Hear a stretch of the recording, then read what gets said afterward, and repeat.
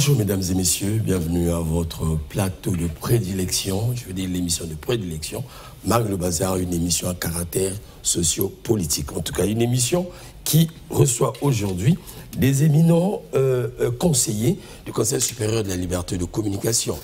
Vous n'allez pas vous interroger sur le pourquoi, parce que la question est bien connue. Il s'agit donc d'abord de M. Azy Dominique de Marseille, qui est conseiller, bien sûr. Bonjour, M. Azy. Bonjour, Romy Lokilas. En tout cas, un doyen, Joachim Banza, conseiller également, comme Azy Dominique de Marseille. Bonjour, monsieur le conseiller. Bonjour, bonjour, monsieur Okilas. En tout cas, tout le plaisir est à nous, parce que nous avons cherché et chose faite. On rappelle, le 4 novembre de cette année, alors que nos équipes ont été invitées par le président du Conseil supérieur de la liberté de communication, M. Philippe Mvou, pour prendre part à une couverture médiatique ou à couvrir un événement qui portait sur les installateurs des médias. Et cette équipe, comme vous l'avez su, vous l'avez suivi même sur les réseaux sociaux, bien sûr, a été violemment ou sauvagement chassée de la salle, entre griffes. Et ceci a créé donc un incident, pour ne pas aller dans les détails. Ceci a créé un mauvais climat, il faut le dire, un climat de frustration au regard de la manière dont cette équipe a été virée. Conséquence, professionnellement parlant, il y a eu donc un couac au niveau de la profession, parce qu'en ce moment-là, on parlerait clairement d'une violation du libre accès aux sources d'informations, parce que les médias étaient partis pour collecter, je veux dire, l'information. Et quand cela a lieu en face de toute la presse, il y a en fait une humiliation de notre chaîne. Et pourquoi pas, le Conseil a dû prendre un coup au niveau, je dirais même, de son honneur. Sachant bien la responsabilité qui est la leur et surtout l'attitude, je me permets de le dire, du président du Conseil de la liberté de communication, son courage, il faut le saluer d'ailleurs. Il a mené rapidement des initiatives pour créer un bon climat entre ces médias et cet organe qui a une mission franchement royale de pouvoir donc organiser, pourquoi pas, régler ces questions. Et pour ce faire, le président Mvou avait écrit clairement, il faut le dire, à la direction générale de la DIRTV pour présenter les excuses par écrit. Mais étant donné que la question avait pris de l'ampleur et que lorsqu'on parle de DIRTV, on parle en fait de la corporation, ce qui est naturel. Et aujourd'hui, donc, le 19 de ce mois, aujourd'hui, plus précisément, et le président Mvou donc a eu à convoquer les médias de par leur directeur, question d'échanger pour créer donc cet amour d'antan entre ces médias qu'ils ont une mission en tout cas de réguler. Pour tout comprendre, comme ça va souvent dans tous les sens dans notre pays, j'ai invité donc ces conseillers pour vous apporter de la lumière à ce sujet. Une fois de plus, bonjour chers invités. Bonjour. Alors je vais commencer avec le conseiller Banza. Pour nous servir de rappeler les faits, je viens de le dire. Comment vous avez accueilli la nouvelle? Comment vous avez vécu cet incident avant d'arriver à la communication du président? Ben, écoutez, si vous voyez le dénouement, d'abord je voudrais vous remercier, Monsieur Romy Lokilas, au nom du président du Conseil supérieur de la liberté de communication, qui nous a autorisé d'être sur votre plateau.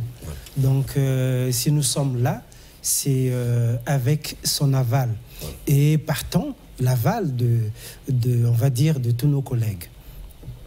Alors, vous me demandez comment j'ai vécu cet incident. J'étais présent dans la salle.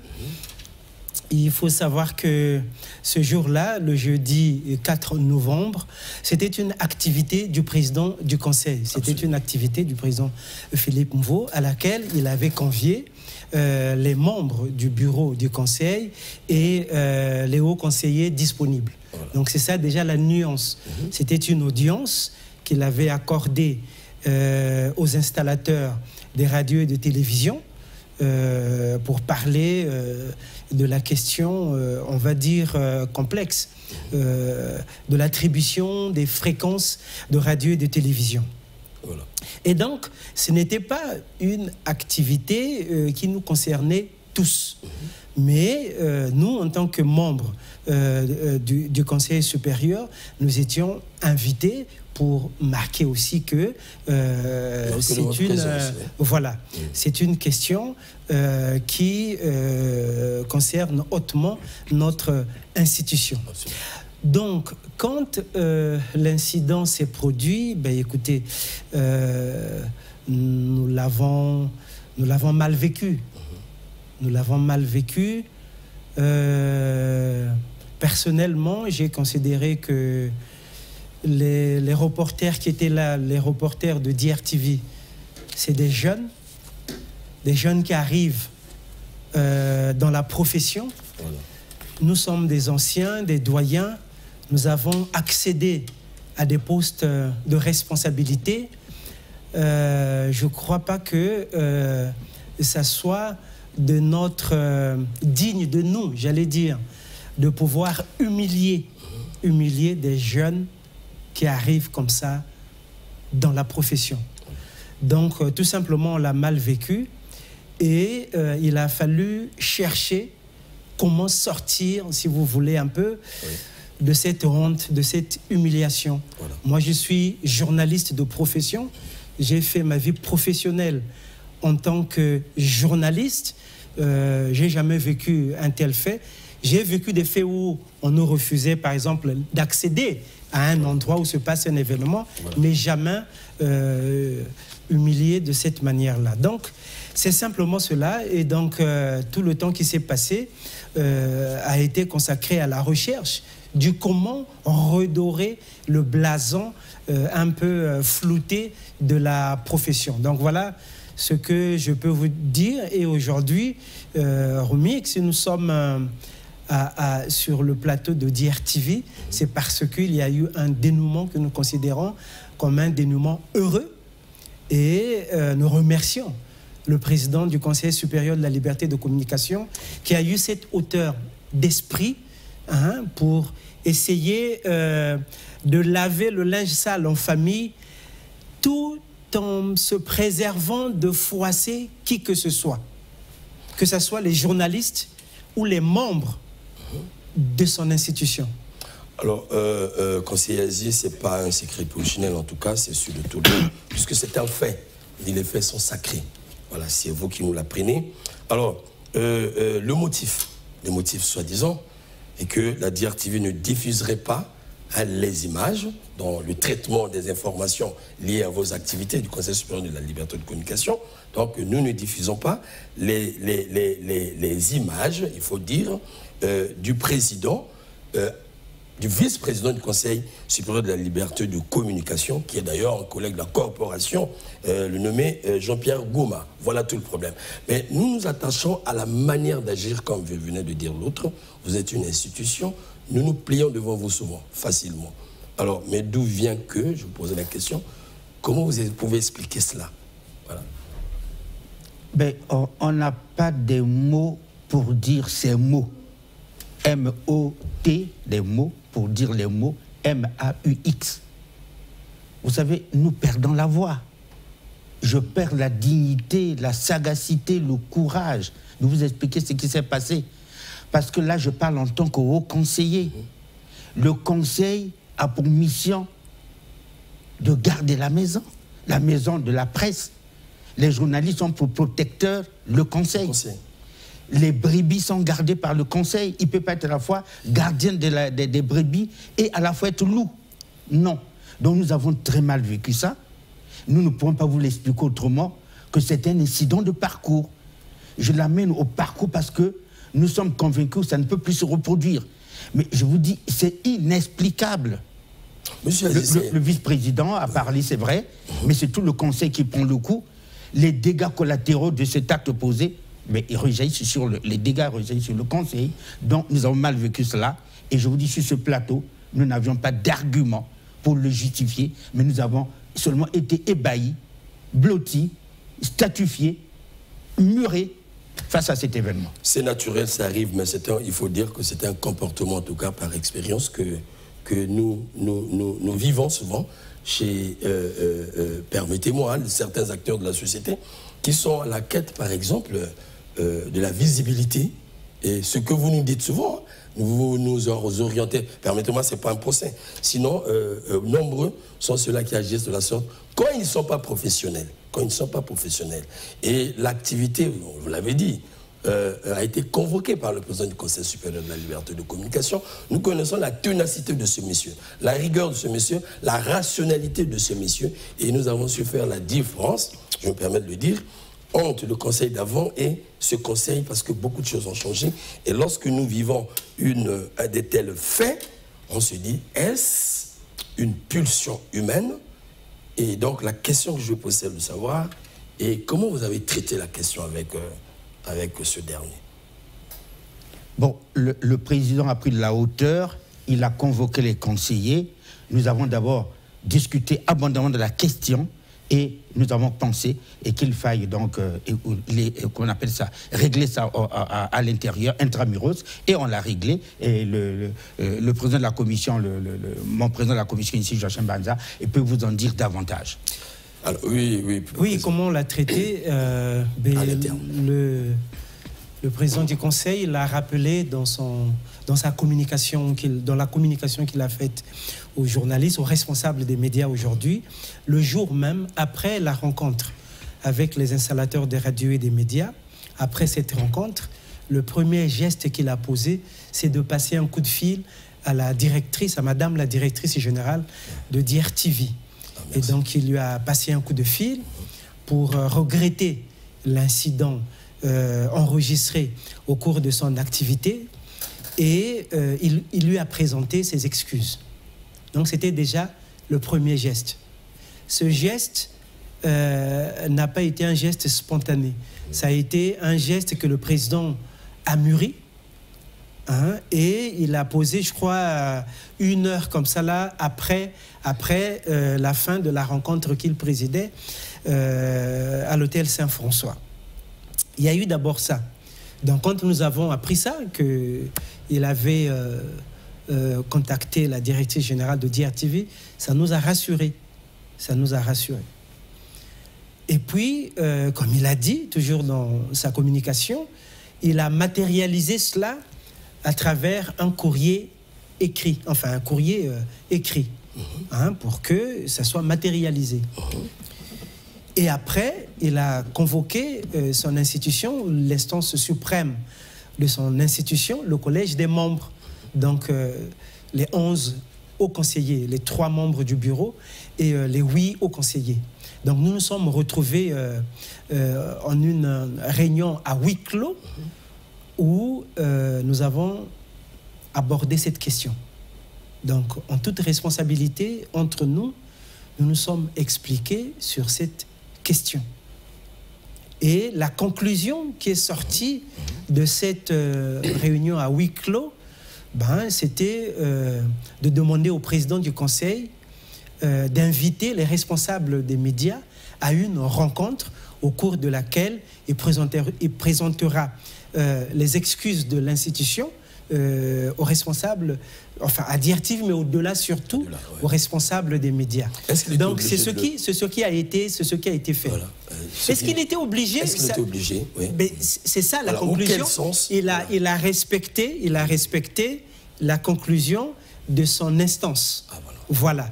Donc c'est sorti, ça a été décidé en instance. Tous les hauts conseillers. Vous savez, c'était une réunion vraiment, comme on dit, dure, franche, hein, où entre responsables, nous nous sommes parlé. Et le président a autorisé cela, a voulu cela, et nous nous sommes expliqués. Le vice-président aussi s'est largement expliqué. On l'a entendu.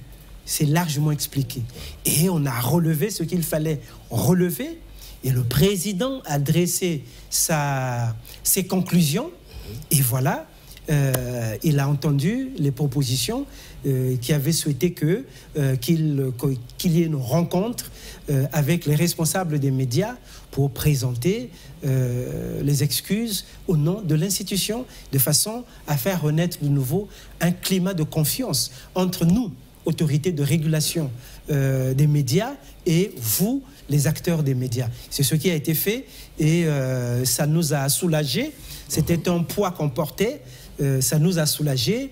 Et je crois qu'à votre niveau, nous avons entendu des confrères, les confrères, ils ont beaucoup apprécié cette démarche. Je crois que ça va du respect que nous devons à notre profession. Voilà. Vous savez, la presse, en démocratie, on dit c'est un pouvoir. C'est un pouvoir, oui. Voilà, c'est un pouvoir. Bon, quelle notion nous avons du pouvoir? Généralement, nous n'avons du pouvoir que la notion du président de la République. Oui, oui. Mais on dit la presse a une fonction d'éducation. Voilà. Mais c'est un pouvoir, la fonction d'éducation.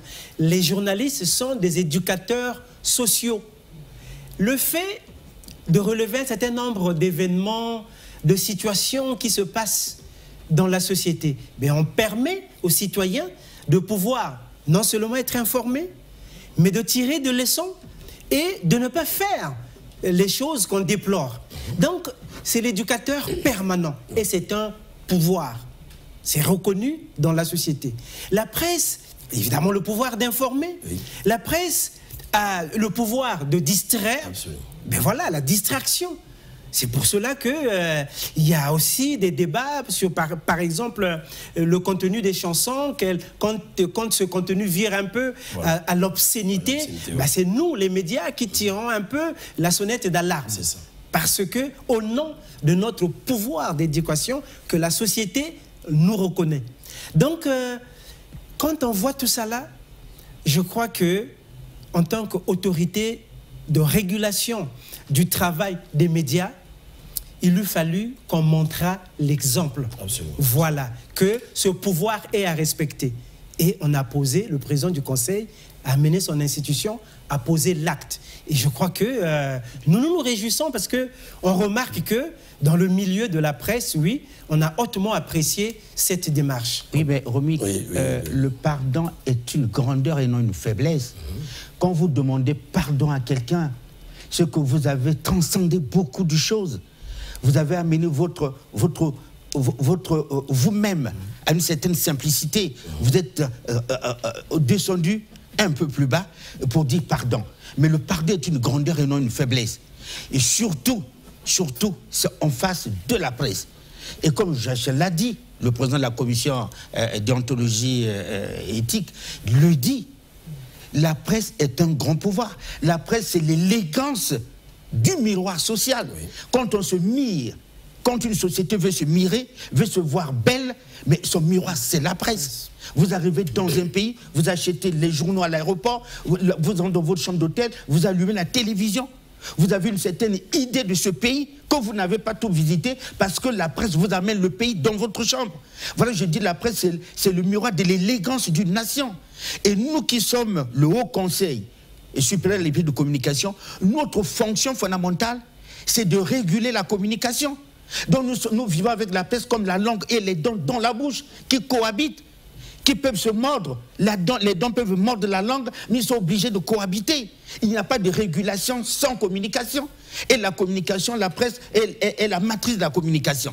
Alors donc, quand nous avons compris que notre métier, qui est de protéger les journalistes, et que c'est nous qui avons blessé les journalistes, il était élégant, et le président vous l'a dit, de vous demander pardon.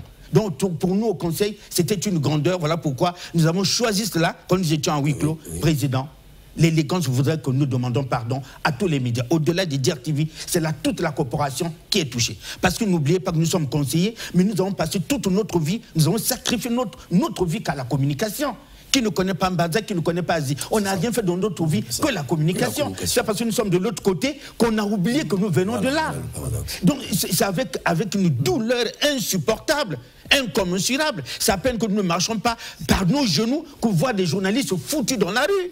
De manière tellement sauvage et sauvageante, la manière que nous n'avons pas supporté les faits. Voilà pourquoi il était absolument question de vous demander pardon. Après, on s'est fait harakiri entre nous-mêmes. Et après, au sortir de cette réunion d'Arakiri, on vous a demandé pardon et nous avons pensé que ce pardon venait laver l'affront parce que nous étions devenus l'objet de toute l'aérie sur les réseaux sociaux, dans tous les médias. Le conseil avait perdu son honneur, de sa dignité. On a jeté la dignité du conseil au chacal. C'était le scandale.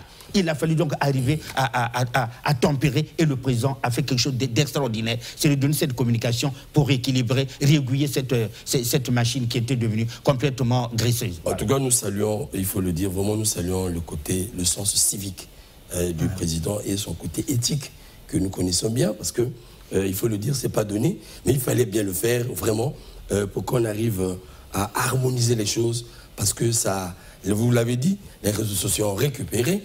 Et même les plus sulfureux ont récupéré. Et ça nous étonnait. Moi, personnellement, ça m'a étonné, connaissant bien le président. Bon.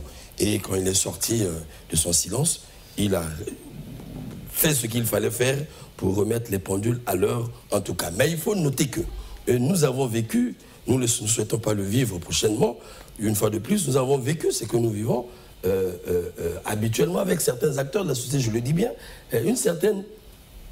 En parenthèse, vulgarité, permettez-moi le terme, parce que il y a une culture chez nous qui voudrait que lorsqu'une personne est commis à une tâche, surtout institutionnelle, il arrive à confondre la tâche et le pouvoir de l'institution. Et nous avons examiné, nous également, la DIRTV. La question, nous sommes dit, mais finalement, c'est l'usage à la force ou à la puissance de l'institution à des fins personnelles. Et nous nous organisons, on se disait, bon, on va aller peut-être vers... vous les doyens, vous êtes des modèles pour nous. Heureusement que ça s'est passé, en tout cas de la sorte. Mais une question, avant de continuer d'ailleurs, tentant de suivre pour les téléspectateurs, la communication du président vous. Un extrait s'il vous plaît. Retour sur le plateau, merci. Voilà qui a été de sa communication, en tout cas dans toute sa sympathie habituelle.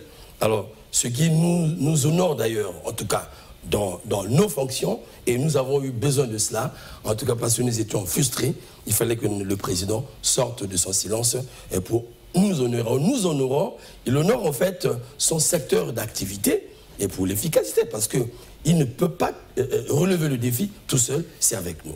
Alors, merci une fois de plus, président. Alors, président, plutôt conseiller Asie, aujourd'hui, il faut dire, c'est nous. Vous êtes les patrons de la régulation. Mais vous savez que les médias sont multiples aujourd'hui. Vous avez les médias chauds, vous avez les médias forts, comme on le dit. Vous arrivez quand même à maîtriser les médias qui sont les nôtres, la télé, la radio, tout. Mais s'agissant des réseaux sociaux, je me pose la question. Vous avez vu comment ça allait? C'est parti très vite, très vite. Ça a traversé les frontières.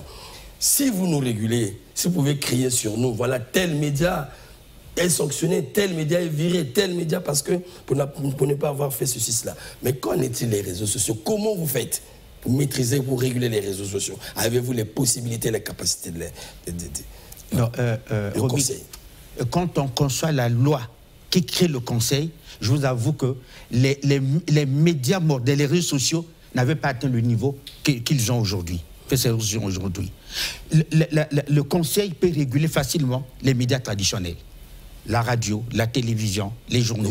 Et même les médias en ligne, parce qu'on sait qui est directeur de tel média. Mais les réseaux sociaux, Facebook, Instagram, WhatsApp, nous n'avions aucune maîtrise. Nous sommes complètement débordés, incapables de réguler ce secteur parce qu'il n'est même pas régulé chez nous par la loi. Voilà. Nous avons l'Internet, oui, mais les réseaux sociaux ne sont pas que l'Internet, pas que les réseaux sociaux dépassent le simple niveau de l'Internet. Un enfant prend son téléphone dans sa chambre, qui vous poste une communication blâmable, qui devrait interpeller le conseil. Mais le conseil n'a pas d'emprise sur celui qui communique par Instagram, par WhatsApp et par Facebook. C'est ce qui fait que souvent, excusez-moi d'aller un peu dans ce sens, parce que votre question me donne l'occasion de justifier quelque chose. Absolument. Nous avons ce qu'on appelle le droit de réserve. Aziz, c'est un haut conseiller, il ne peut pas aller parler comme ça, il y a un droit de réserve. Mais Romik, vous constatez... Vous êtes sur la toile, hein? Vous constatez que je suis sur la toile. Oui, absolument. Le fait, c'est lequel? Voilà. Si DIRTV pose un acte, nous pouvons recevoir DIRTV et puis lui parler.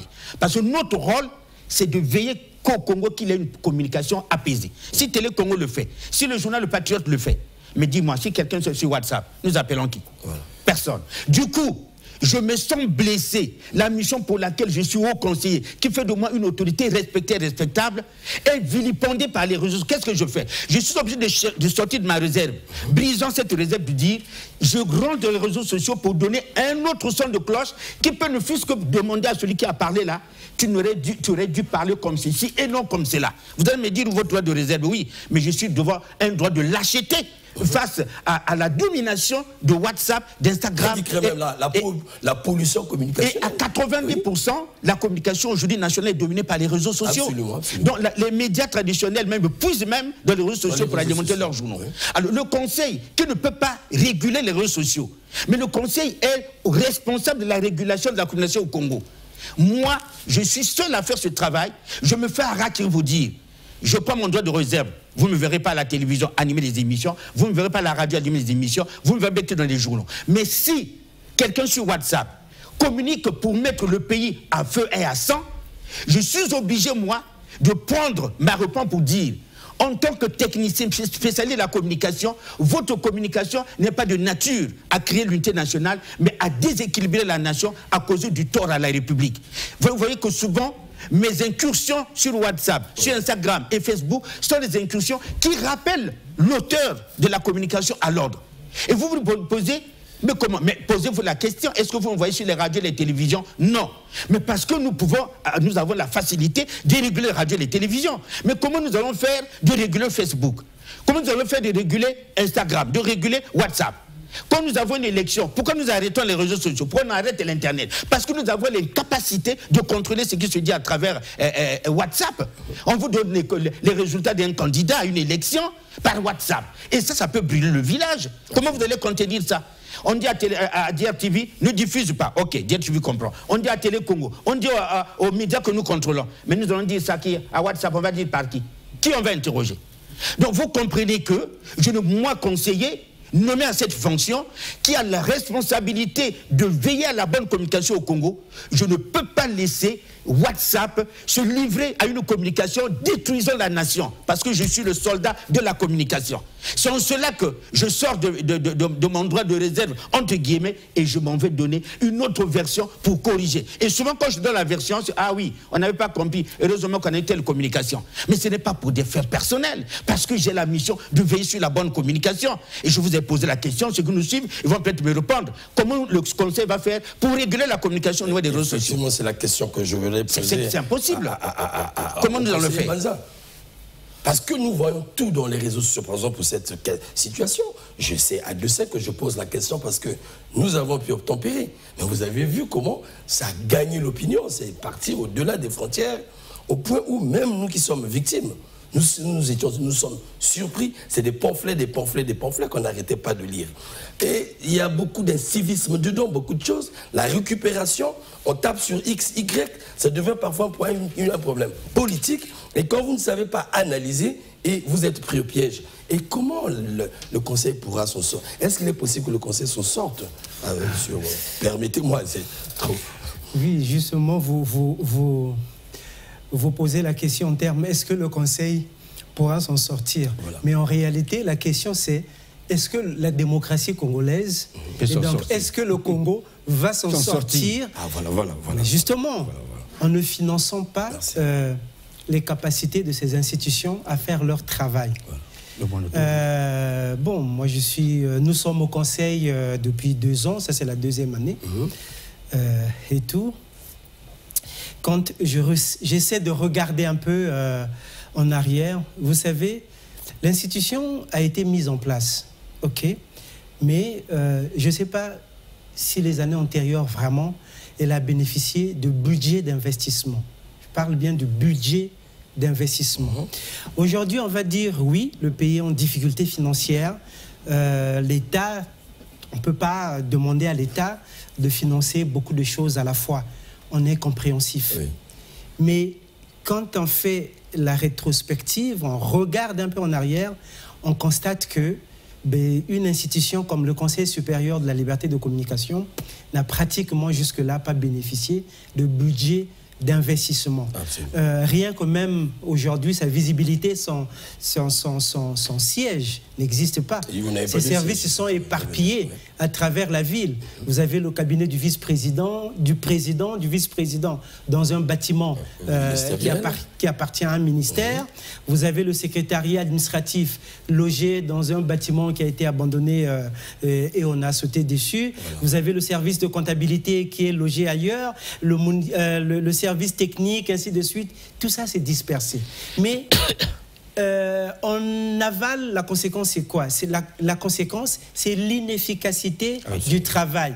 Et si on a institué cet organe, c'est qu'on a jugé utile, qu'il y a un travail à faire.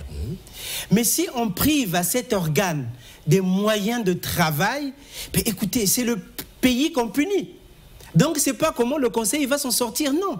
Comment le Congo va s'en sortir à ne pas être capable, justement, à réguler les contenus des réseaux sociaux qui sont tout à fait régulables. J'allais me dire facilement régulables. Mais puis, oui, tout ce qui est numérique, mon cher, les techniciens nous suivent, c'est traçable. Tout ce qui est numérique, c'est traçable. Voilà. Il suffit d'avoir la technologie, c'est tout. Il suffit d'installer la technologie. Tout ce qui est numérique est traçable. C'est la règle de base. Les spécialistes nous suivent, ils n'auront qu'à venir vous expliquer le contraire. Mais tout ce qui est numérique est traçable. Donc on peut très bien réguler les contenus des réseaux sociaux. Mais nous n'en avons pas les moyens. Et même le contenu des médias classiques. Le monitoring. Nous n'avons pas les moyens. On ne peut pas le faire. J'en venais. Nous n'avons pas les moyens. Oui, nous n'avons pas les moyens. C'est un organe installé, je ne sais pas, avec 100, 200 millions. Mais on n'en a pas les moyens. On dit, ah non, il n'y a pas de moyens. Mais vous savez, il y a 5 ans, 10 ans, 15 ans, le pays, l'État ne finance pas le secteur de la communication où il y a des évolutions. Mais après, vous avez quoi? Mais après, ne soyons pas étonnés qu'on soit envahi par les autres. Vous savez, on a des compatriotes, il suffit d'être en dehors des frontières, vous pouvez pomper n'importe quoi. Même à l'intérieur. Puisqu'il n'y a aucune institution qui soit capable de vous dénicher. Et c'est ce que nous sommes en train de vivre. Les gens, la technologie aujourd'hui permet de manipuler, trafiquer les contenus des médias. Trafiquer. C'est-à-dire que vous faites un reportage, on peut le changer, vous faire dire n'importe quoi, et on va dire que c'est DRTV qui a fait. On va dire que non, mais c'était pas nous. Voilà le nôtre est là. Ah bon, mais ça qui a fait, on ne sait pas. Conseil qui a fait ça. Est-ce que vous pouvez nous dire d'où ça vient? On ne sait pas. On n'a pas de moyens. Nous sommes incapables. Comment le Congo, la démocratie congolaise, va s'en sortir? Comment la démocratie? Vous savez, je crois qu'il y avait une délégation du Conseil supérieur de la liberté de communication conduite par le président qui était au Burkina Faso. Ils ont visité leur service de monitoring. Je crois quand même qu'ils sont rentrés vraiment un peu, comme on dit, avec un direct au ventre. Voilà, le Burkina Faso qui n'a pas des ressources, on va dire financières, comme notre pays, mais quand même est sensible à ces questions-là. Non. Si on veut accompagner l'évolution démocratique, la communication est un secteur sensible. Le haut conseiller Aziz l'a dit. Vous savez, un discours enflammé, tout ça, là, peut mettre le feu. Voilà. Absolument. Voilà. Et vous n'allez peut-être pas retrouver tout de suite l'auteur. Voilà. Parce que vous n'avez pas installé les moyens pour. Or, les moyens pour existent. Donc, on ne fait pas le plaidoyer, mais je constate tout simplement que oui, aujourd'hui, c'est vrai, nous reconnaissons tous que l'État a des difficultés. Progressivement, l'État s'arrange, le gouvernement est en train de s'arranger pour qu'on s'en sorte. Mais moi, je fais la rétrospective.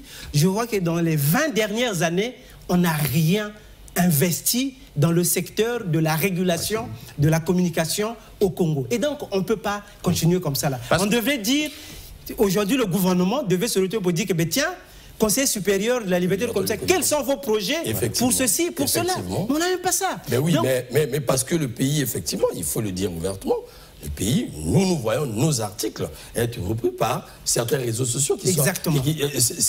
Vous trouvez votre article sur un mur, parfois il est entrecoupé, parfois il y a des ajouts, et quelque part, on peut vous interpeller. Je me souviens, avant que vous preniez la parole, il arrive... Nous avons besoin de ce monitoring pour notre protection.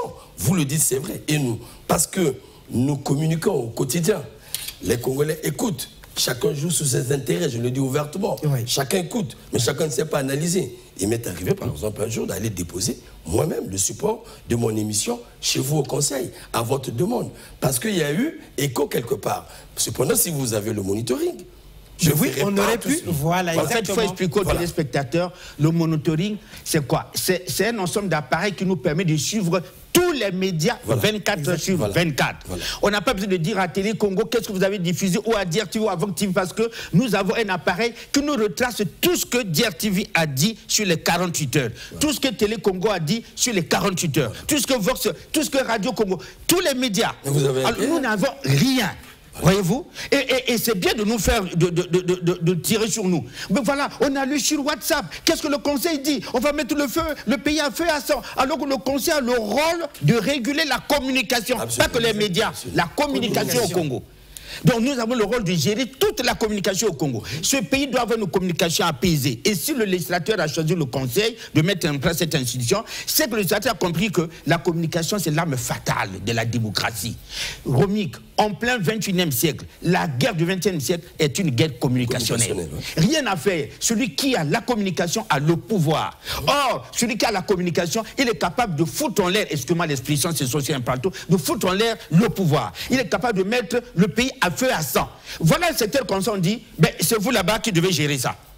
Et tout ce que nous lisons sur les réseaux sociaux, il y a des choses, non, il y a une salade incroyable. Les réseaux sociaux se sont donné une liberté qui devient libertinage national, détruisant l'éthique et non, détruisant l'image même des autorités et respectées et respectables. Voilà. Le pays est tiré en lambeaux à travers les réseaux sociaux. DIRTV peut être responsable, Télé Congo responsable, Vox TV responsable, les radios, mais les réseaux sociaux, il n'y a pas de responsabilité. Pourquoi? Mais parce que les journalistes qui sont là-bas n'ont pas appris le métier. Voilà. Ils n'ont pas appris la collecte, le traitement et la diffusion. Les trois normes fondamentales du journalisme, ils n'ont pas appris. Celui qui s'assoit dans sa chambre, il rentre sur une plateforme WhatsApp, allez, vous avez toute la saleté de la République. Donc les réseaux sociaux comme une poubelle où il y a toutes les insanités. Et après on dit, qu'est-ce que le Conseil fait? Joachim vous l'a dit, le Haut Conseil Joachim Banza. Le Conseil, c'est parmi les conseils africains les plus pauvres en termes d'équipement. Mais c'est gênant. Vous allez au Burkina Faso, les amis ne vont pas demander aux médias, mais envoyez-nous votre cassette. Ils ont le monitoring qui leur trace tout ce que les médias ont dit en 24 heures. Mais il y a des spécialistes qui regardent. Et le matin, ils disent, monsieur le Haut Conseil, voilà, on a eu ça comme élément. Ça nécessite que le Conseil siège. Mais nous faisons comme nous sommes à la maison, il faut que je suive DIRTV pour dire, ah, il y a quelque chose. Je dois appeler mon directeur, mon chef, le président de ma commission, ou je dois lire dans un journal, ah, il y a... Non! C'est tellement grégaire, c'est tellement sauvage, excusez-moi, qu'on travaille comme ça. C'est même primaire, je dis grégaire. Vous ne pouvez pas vouloir de la démocratie et ne pas habiller la démocratie. La plus belle femme du monde ne donne que ce qu'elle a. Et voilà ce que nous avons. Mais la preuve, ce que nous venons de vivre, je me permets ici, c'est tout le monde qui n'a pas aimé le chef de l'État. On rend visite à un collègue malade. Eh bien, mais la réplique, c'était laquelle? Aujourd'hui, par exemple, nous avons tenté de rechercher cette réplique, les images que nous voyons sur la toile. Ce n'est pas des images supportables. On se pose même la question, pour quel intérêt et qui savoure ces images pour la République? Pour la République, en tout cas. Voilà quelqu'un qui est sur les manettes, qui joue comme ça, tranquillement, ce que les médias que vous régulez ne peuvent jamais faire. Oui, mais la déontologie... Excusez-moi, Romik. Ça alimente la haine. Oui, Romik, excusez-moi. Devant ce tableau acre, sombre, sale, voilà. Moi qui suis conseiller avec la veste de conseiller, le décret du chef de l'État dit, Asie, tu es conseiller. Vous pensez que je vais rester pour dire, bon, j'ai un droit de réserve, tant pis, ça se passe. C'est là où je me fais harakiri. Je dis non. Si c'était DIRTV, Télé comme les médias traditionnels, on aurait monté un dossier pour leur dire, vous avez raté le coche. Absolument. Mais les réseaux sociaux, et je l'explique à tous les téléspectateurs, je suis obligé de prendre ma plume pour dire ce que vous avez écrit. Les photos de l'intimité d'un chef d'État ne peuvent pas être diffusées comme ça, mis sur la place publique. Mais l'honorabilité d'une autorité, la République, il porte en lui l'image de toute la nation. On fait comment? Quels sont ces citoyens qui tiennent les réseaux sociaux, qui n'ont même pas le minimum culturel, moral, pas d'éthique? Mais c'est là où le danger des réseaux sociaux. Et ils nous amènent l'information à la minute, oui. On est parfois bien informé par les réseaux sociaux, mais ils n'ont pas que ce côté positif. Il y a le côté négatif, il semble prendre plus d'ampleur que le côté positif. Personne n'étudie. Mais pour faire la communication, il faut étudier. Vous avez appris qu'une information, quand tu la prends, tu la collectes d'abord, tu la traites et tu la diffuses. Mais bon, tu vous dis que les jeunes font. On fait comment? Vous avez bien vu aux États-Unis où il y a des organes, des institutions de régulation. Vous avez bien vu que l'ancien président Trump a été censuré.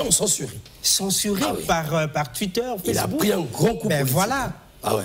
Ah ben oui, il a même tenté d'utiliser les numéros de ses proches, des choses comme ça là. Donc vous vous rendez compte?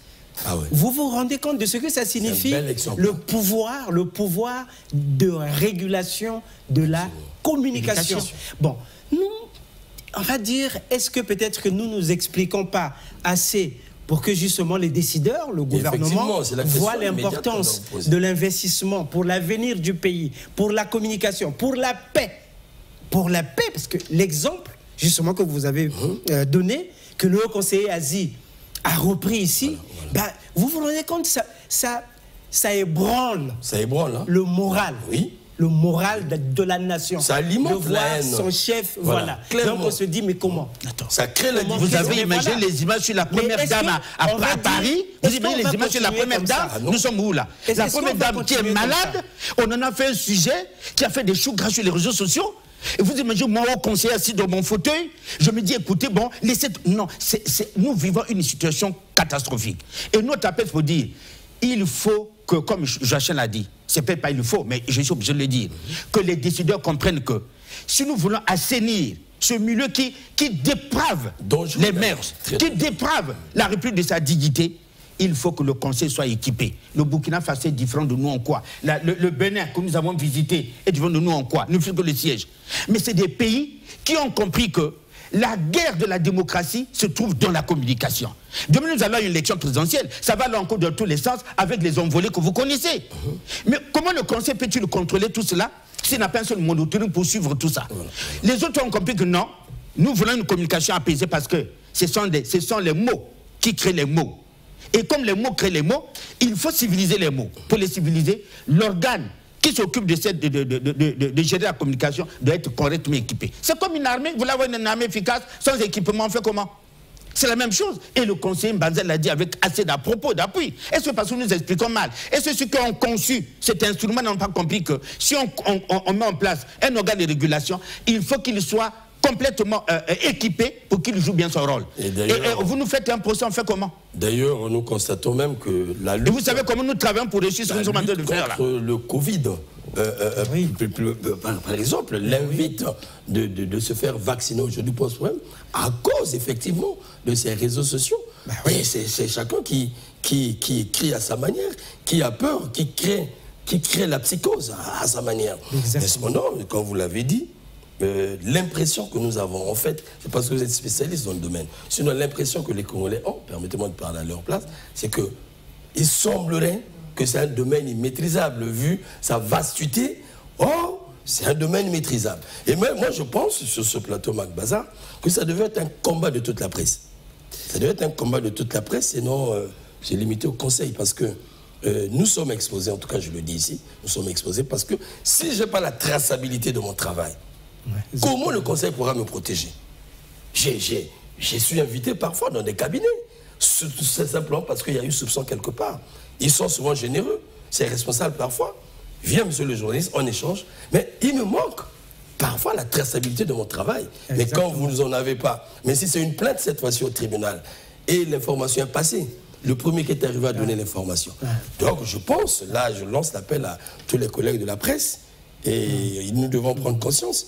Il faut qu'on mène ce combat. Vraiment, c'est un combat salutaire, parce qu'en fait, je ne parle pas à votre place, mais je comprends que c'est nous qui gagnons. Dans tout ça, c'est nous qui gagnons. Mais c'est ça, il faut assainir le secteur de la communication, parce que vous vous rendez compte vous-même que ce que, justement, vous avez souligné avec, dans la lutte contre la pandémie de Covid-19, le discours officiel, le débat officiel est tout à fait flouté,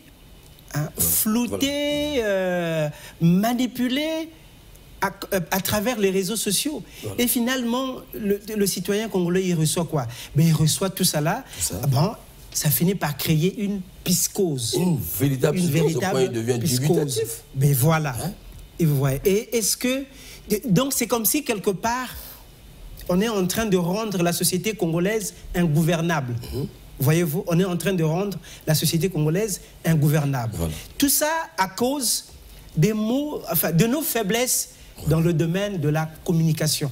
À cause parce que si on avait les outils nécessaires, les équipements nécessaires, ben, on peut très bien justement vous parler de traçabilité. Voilà. On peut savoir que, ou bien arrêter quelque chose qui est en train de circuler, ainsi de suite, savoir que ça vient de tel milieu, de telle personne, parce qu'on peut retrouver l'identité et donc responsabiliser les gens, de façon que quand ils s'expriment, qu'ils soient responsables, parce que s'il ne l'est pas, on peut l'identifier. Or, aujourd'hui, les gens jouent sur l'anonymat. Vous avez l'occasion même de dire votre dernier mot, signal que nous sommes à la fin.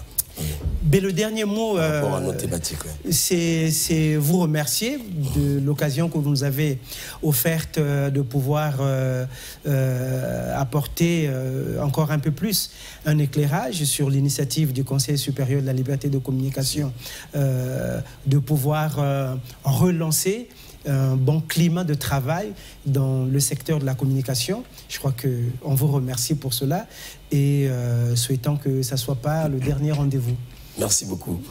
Non, tout juste pour dire que nous sommes sentis coupables et nous pensons qu'il faille faire amende honorable. Et le président du Conseil a réuni toute la presse. Au travers d'IRTV, c'est toute la presse qui est concernée. Et nous avons fait amende honorable en nous disant pardon. Ce qui s'est passé. Et nous sommes condamnés de vivre ensemble. La régulation, c'est la régulation de la communication et la presse fait partie du maillon essentiel de cette communication. Donc, vraiment, sur ce plateau, je peux le dire que lors des rentrées dans la maison, nous vous avez demandé pardon. Il fallait bien venir sur ce plateau pour dire la communication du président n'a porté que sur le fait qu'une institution peut descendre pour demander pardon s'il reconnaît qu'il a fauté. Et nous avons reconnu cela. Et nous, j'ai dit que demander pardon, c'est une grandeur et non une faiblesse. Merci, j'avais reçu sur ce plateau les conseillers Joachim Banza et Asie-Dominique de Marseille du Conseil supérieur de la liberté de communication. Suite à ce que vous avez tous suivi, l'incident qui s'est produit dernièrement, aujourd'hui, reparé, nous sommes très honorés, la DIRTV, et chapeau, en tout cas, merci beaucoup, le patron du Conseil supérieur de la liberté de communication qui nous a fait preuve de sa sympathie d'abord, du sens de la responsabilité, qui a honoré, n'est-ce pas, ce média. Au reste, c'est l'occasion de tirer les leçons et nous avons profité de l'occasion d'examiner un point très fondamental, très capital, celui de la régulation de la communication. Je crois que l'opinion congolaise a dû tirer les leçons et je reviendrai spécialement sur cette question avec les spécialistes du Conseil parce qu'il va de la vie de la nation et je souhaiterais même inviter des politiques sur ce plateau qui en sont souvent victimes. On va donc chez vous à la prochaine fois. En tout cas, merci.